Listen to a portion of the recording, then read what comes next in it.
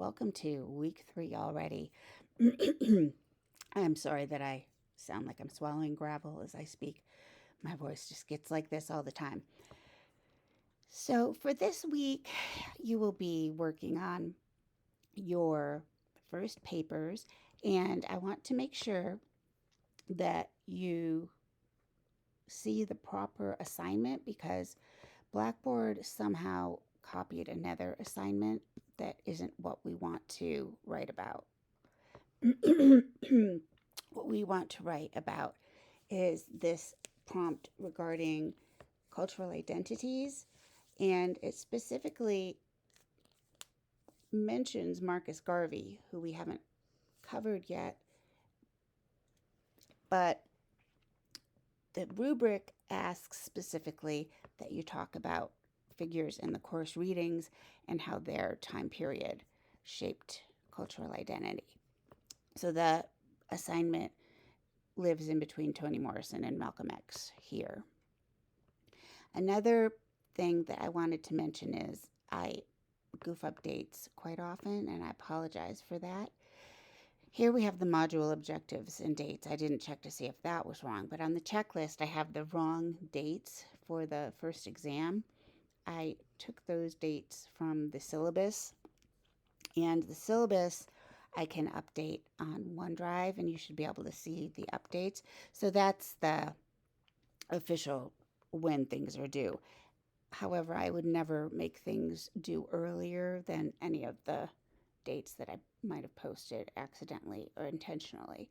So, as you can see, this week we have to consolidate a lot of information from the past 2 weeks.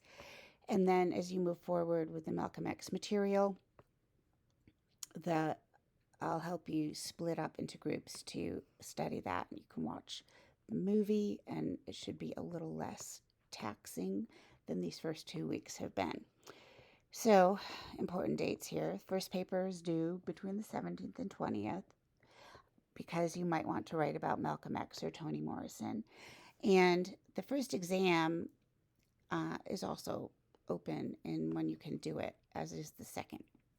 The final will have to have a shorter window just because it's a final and I have to turn in grades shortly after. So that's the due dates information. And I honestly don't worry about due dates at all, but obviously you need a ballpark figure of when you should turn things in so you know you're keeping up. Now, another important point I wanted to make is the point system is kind of flexible, and one of the best ways to learn and to earn points is through the discussions. So, for example, in this open forum on the Harlem Renaissance, there are some really powerful responses already existing, and also 2 creative responses about the positive Black identity of Langston Hughes and Ta-Nehisi Coates, and like what would happen if they met each other. Brandon made one of those, and let's see, I thought, yes, Jalen also made one of those.